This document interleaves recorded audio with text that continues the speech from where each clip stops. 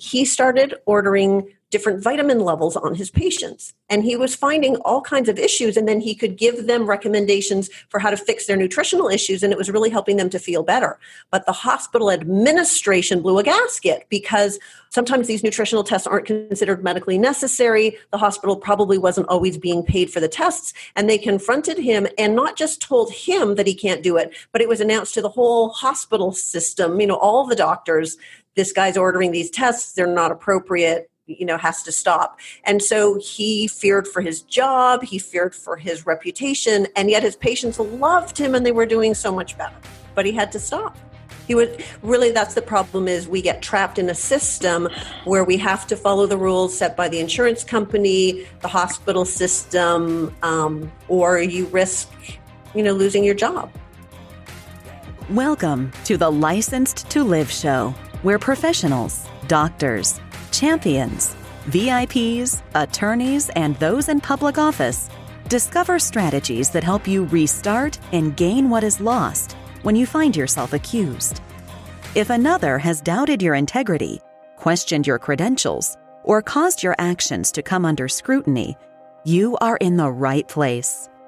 On the other hand, if you have never felt the knot in the pit of your stomach when legal papers are served, the heartbreak of disappointing your family when the lock clicks shut on handcuffs, or had to appear before a board of review, then be aware, the longer you serve, the more likely you are to find yourself under the microscope of those who judge. Prepare yourself for this uncomfortable possibility. Now, here's your host, Dr. Jarrett Patton. Welcome to this episode of Licensed to Live. My name is Dr. Jarrett, and I'm your host for our journey together today and every day you choose to listen to this show. If you or anyone you know has been dissed in their career, please invite them to join us along this journey. Just go to your favorite podcast player and subscribe. That way you will hear every episode that comes out, every time something new is there, every time there's a new little snippet, you're going to have it. So just subscribe right now. Today, we'll be talking with Dr. Deb Matthew, a functional and integrative health physician, a best-selling author, and president of the North Carolina Integrative Medical Society. Today, we will learn more about Dr. Deb and how she practices medicine on her own terms. And now, a word from our sponsor. Emmett Hayes III Coffee Company, EH3, specializes in selecting 100% Arabica coffee beans from distinct coffee growing regions across the globe. EH3 Coffee Company offers an exclusive brand of organic coffee beans and blends. All coffee products are craft roasted to perfection, which yields consistency and quality, taste, and optimal flavor. EH3's quest is to create an evolutionary coffee experience for every single customer, every single time. Get your coffee today at emmetscoffee.com. That's EMMITTSCOFFEE.com. I know I drink my EH3 right before I get started on my podcast episodes. I need that little burst of coffee to create myself and get me where I need to be. And so I encourage you to give it a shot. You guys will probably like it. In fact, I know you guys most definitely will like it. Anyway, I met Dr. Deb in New York City at a conference. And from the time I heard her speak, I knew I needed to invite her to the show. She's been featured in print media, new media, radio, television, talking about health and wellness. She is doing it. She's doing it big. She's a best-selling author. I can't wait to talk about all these things. Thank you and welcome to Licensed to Live, Dr. Deb. Well, it's so great to be here. Thank you for having me. Absolutely. I'm so glad you had the time to jump on this episode today because you just have a lot of things to share with us. But we'll just start off from kind of the beginning. What attracted you into medicine and taking this career to have yourself as a doctor? I mean, how did that become? So my dad was a doctor, And I grew up having a doctor in the house. When I was starting really from middle school, I had a part-time job. I would go into his office and file some of the chart. That was long before we had electronic medical records. The charts are all over the place. So I really grew up with it. And it just sort of seemed like a really good fit, that's what I wanted to do. I wanted to help people. And originally, I thought that I wanted to do something to do with health and wellness. I became a fitness instructor when I was in college, and I was really motivated by the whole health and wellness idea. So I thought I was going to do sports medicine. And I thought that was going to be health and wellness. And it really turns out it's more like football players and their knee injuries. It's not at all what I thought it was going to turn out to be. So I ended up originally training to be a pediatrician because there was a lot of preventive counseling and talking about nutrition. And I liked that. And so I was a pediatrician for 10 years before my career took a turn. Credentials verified. Wow. I knew there was something else I liked about you, but I didn't even know what it was. Of course, it is our common bond as a pediatrician. So that's a pretty cool story. Yeah. Even and fire starters out there, even starting with the legacy of a physician. Sometimes you think you know what you want to do, but you just don't know what you want to do until you get going. Tell me, Dr. Deb, have you been dissed before in your career? Yes. So I went through some personal health challenges of my own. I was working hard to try to be, the best doctor that I could be, but I used to be tired all the time. I used to love to take naps. That was my favorite recreational activity. And I used to struggle with my weight, and my mood was just not right. I was anxious for no good reason, and I just became so irritable.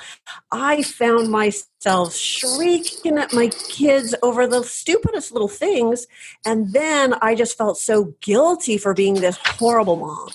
And truly, it was my poor husband who bore the brunt of my Wicked Witch of the West impersonation. And he got to the point where he would phone on the way home from work because he could tell by the tone of my voice whether it was safe to come home, it was a good day, or whether he needed to stop and put on his suit of armor before he walked through the door, because he was never too sure what he was going to find. So I knew that this wasn't normal, that something was wrong. But there was just nothing in my medical training that helped me understand what was happening to me. As it turns out, I was hypothyroid. I knew I was hypothyroid. I had been on Synthroid. That's the standard thyroid medicine. I'd been on it for 10 years already, but I still didn't feel any different. And my husband finally at one point kind of got, fed up to hear with me. And he came across a book. It was lying out on the table at the gym.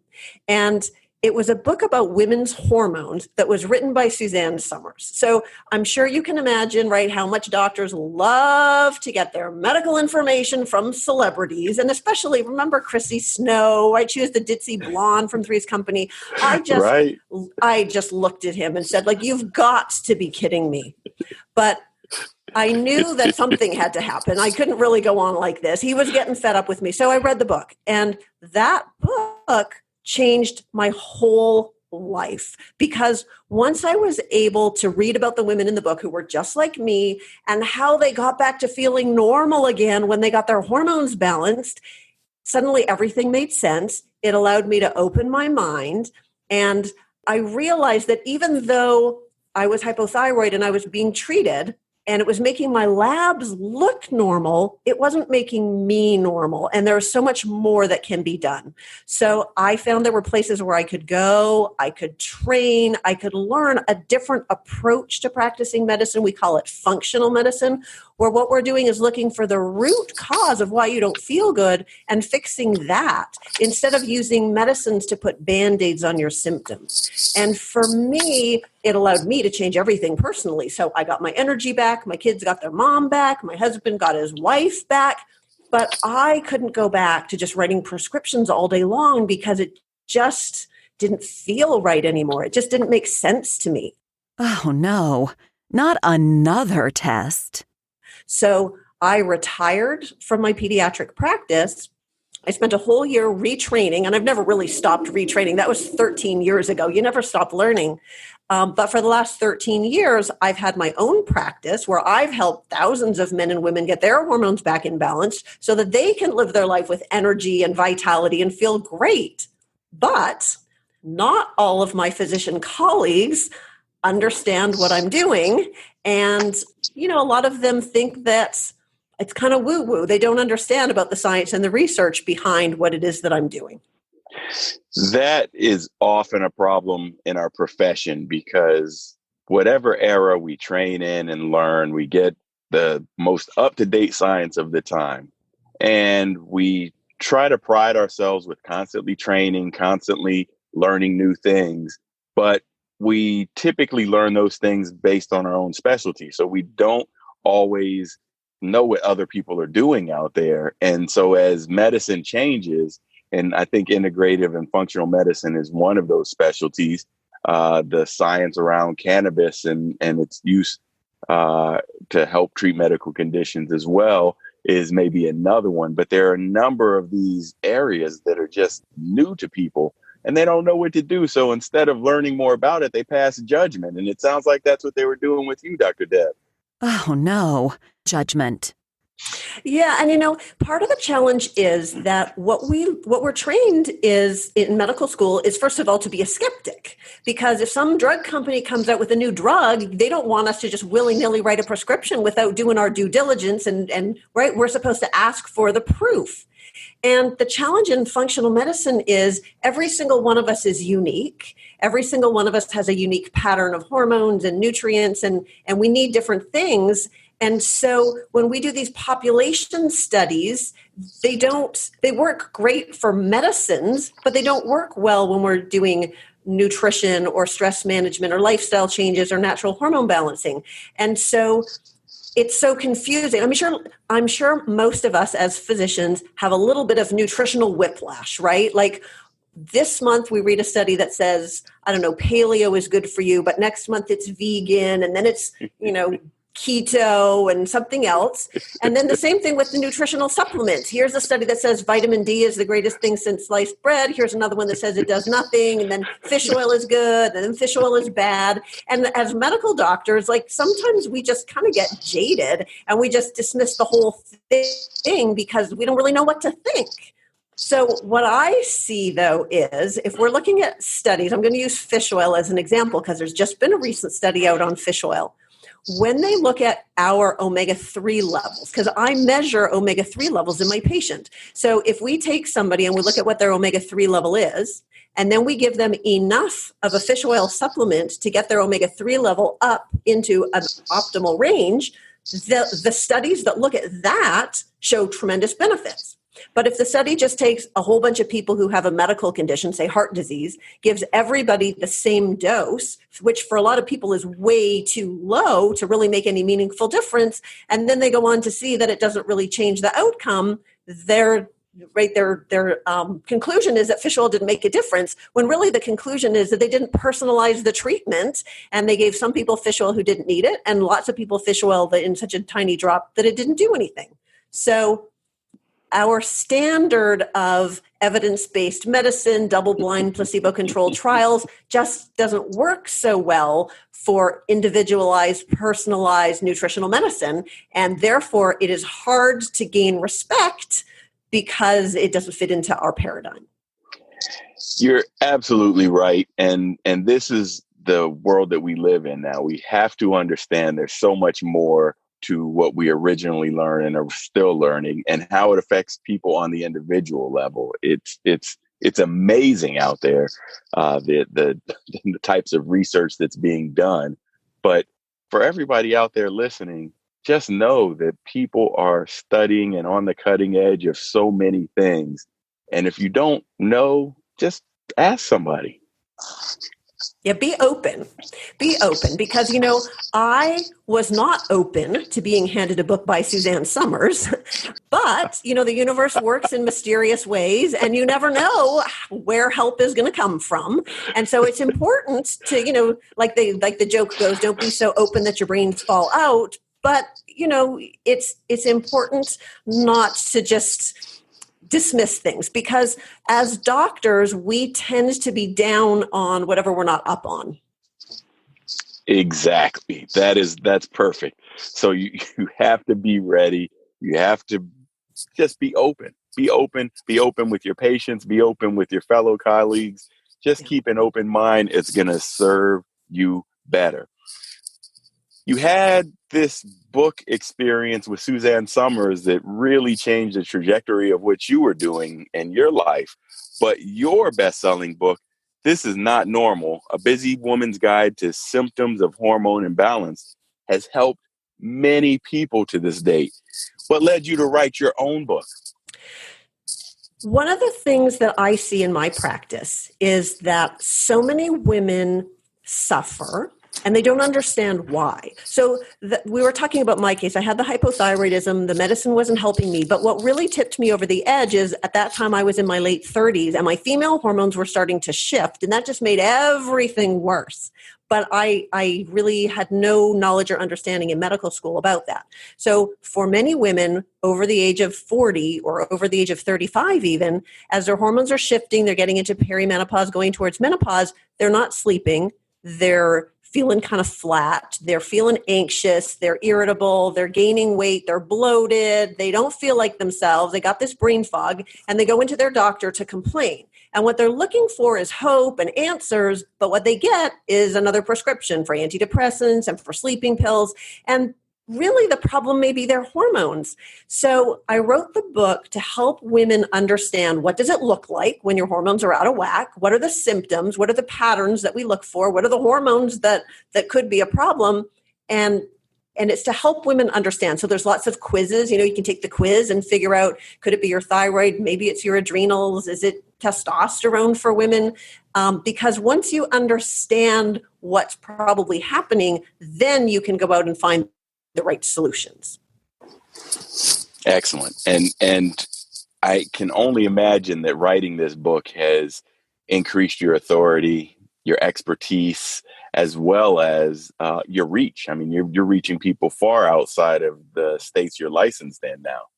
Absolutely, yes. So people can get the book, it's on Amazon, so people get the book all over the place. And even if I, live far away from them and can't be their doctor, what I can do is help them understand, what should they be looking for? What kind of doctor do they need? What kind of questions should you ask your doctor when you show up, in the office? What tests are out there? What are the pros and cons? And, for women that may need hormone replacement therapy, is it safe? What pros and cons? What are the risks and benefits? What are the choices out there? Some choices are better than others. And another really important concept is, if somebody is going to go on hormone replacement therapy, we want to put those hormones in the healthiest body that we can, so that you can maximize your benefits, minimize your risks. And that's totally something that's overlooked in medicine. You just get the prescription and out the door. That's so true.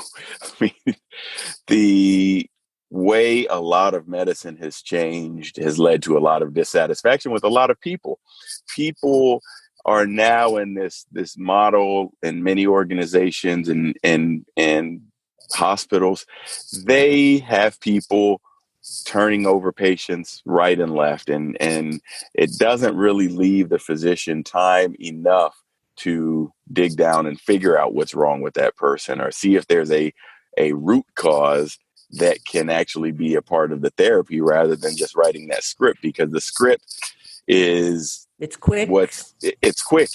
It may be effective. It probably will have some side effects, but it's something to get them patched up and headed down the road, but it's not always what it has to be right now. Yeah. I met a doctor who had such an interesting story. He was training to practice, integrative medicine. He was looking to change what he was doing. So he's a hospitalist. So he sees the patients in the hospital. So those are the sick patients. Those are the people that have all kinds of medical problems. And he started ordering different vitamin levels on his patients. And he was finding all kinds of issues, and then he could give them recommendations for how to fix their nutritional issues, and it was really helping them to feel better. But the hospital administration blew a gasket, because sometimes these nutritional tests aren't considered medically necessary. The hospital probably wasn't always being paid for the tests, and they confronted him and not just told him that he can't do it, but it was announced to the whole hospital system, all the doctors, this guy's ordering these tests, they're not appropriate. has to stop. And so he feared for his job, he feared for his reputation, and yet his patients loved him and they were doing so much better.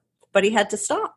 That's the problem, is we get trapped in a system where we have to follow the rules set by the insurance company, the hospital system, or you risk, losing your job.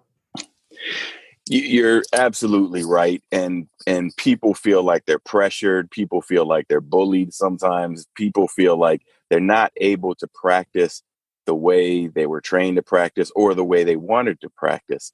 So you're doing that right now. So tell us about your practice. So 13 years ago, I opened my practice, and it is a cash practice. So I don't participate with insurance. So right from 13 years ago, I've been outside of insurance. And there was a very steep learning curve. So in the very beginning, I knew nothing about running a business. I knew nothing about marketing. I felt so uncomfortable talking to people about money. It felt awful because as doctors, we just want to help. And when we're working within insurance, we're so separated from the money, right? We're just there to try to do a good job. And the insurance company is the one responsible to deal with the money issues. So I opened the practice, and it was going great in the sense that I was helping my patients. People were getting better. They were referring their friends. We were growing, but I was losing money. It was, financially, it was a disaster. And my husband is an anesthesiologist. So he still had his job. I didn't have to worry about putting food on the table. But if I was the primary breadwinner for my family, the practice would have gone under right away. What I did, I believed so strongly, though, in what I was doing that I kept going and I learned, and eventually I hired mentors and coaches that could help me because, you don't know what you don't know. So once I found these people that could help me, I was really able to turn things around. And so now I have a successful practice. I have a whole team. I don't have to do it all myself. We are able to do so much more for patients because as a physician, you can do so much more for your patients if you're not burnt out, exhausted, overwhelmed, and functioning in survival mode. And so I am able to live what I preach. I'm trying to help my patients to reduce their stress and live a healthy lifestyle. I'm now in a position where I can actually do that too. And it's wonderful. And I'm also trying to help other doctors to know that you can go outside of the insurance system. You can have your very own practice. People want to sit down and talk to you. I mean, I spend 30, 45 minutes, an hour, sometimes longer with patients. And where's the value there compared with the 7-minute in and out, here's your prescription refill appointment? People really want that. And not everybody obviously can afford it. But my thinking is the more we can help people this way, the more the CEOs and the, people in power, and it's not just those people who come, but the more people learn about this, the more there will be trickled down so that it will become more and more readily accessible to everybody.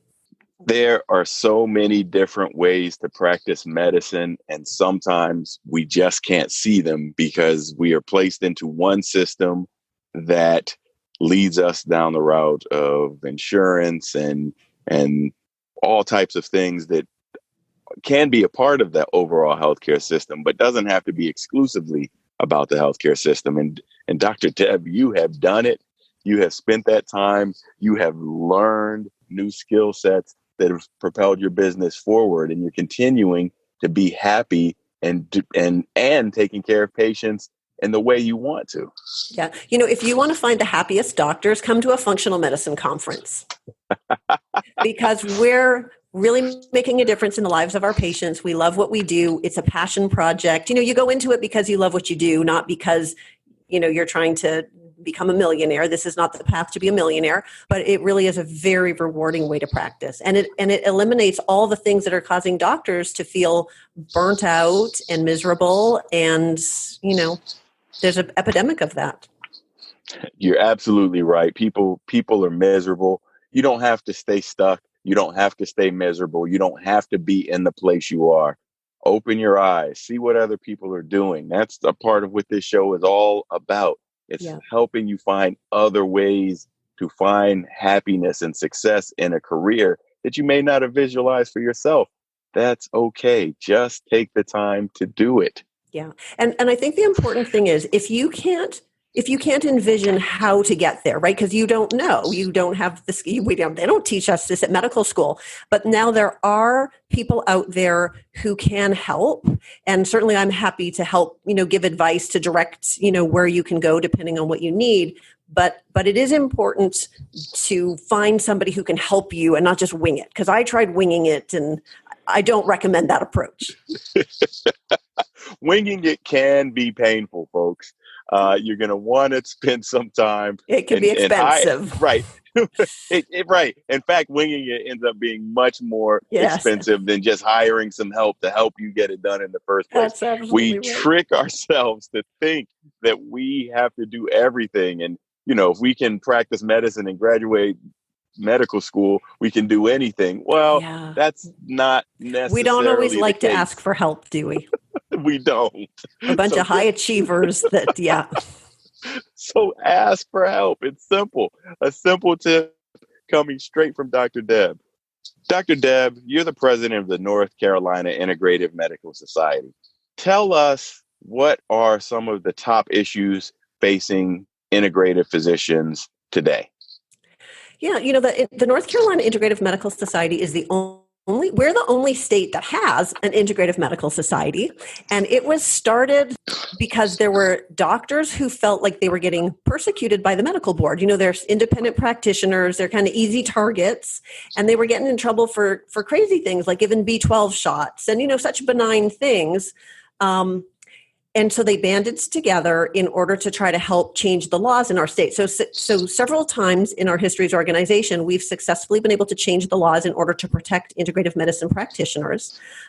Right now, we're working on a new medical board position statement where they're talking about new and innovative treatments, and they're putting all kinds of stipulations. So, of course, if somebody's going to do a new and innovative treatment, you want to do proper informed consent. You want to make sure that you're doing your due diligence to make sure that there's some, safety behind it, and not just, being a cowboy and trying things that may be harmful to people. So, of course, I see where the medical board is going with this, but we are trying to work with them to help them give us guidelines that make it clear for what we need to do, right?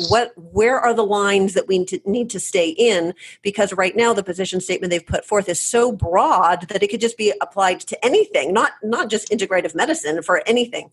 And so we're trying to work with the medical board in order to delineate and clarify so that we have better guidelines. So we partly are politically active in trying to keep our practitioners safe and make sure that they know the rules. And then the other part is that we're trying to create a sense of community. So we want to gather together all these practitioners who are interested in functional and integrative medicine, create a sense of community so that we can collaborate with each other, learn from each other, support each other, and help other practitioners who are interested in perhaps changing how they practice medicine and coming to join us.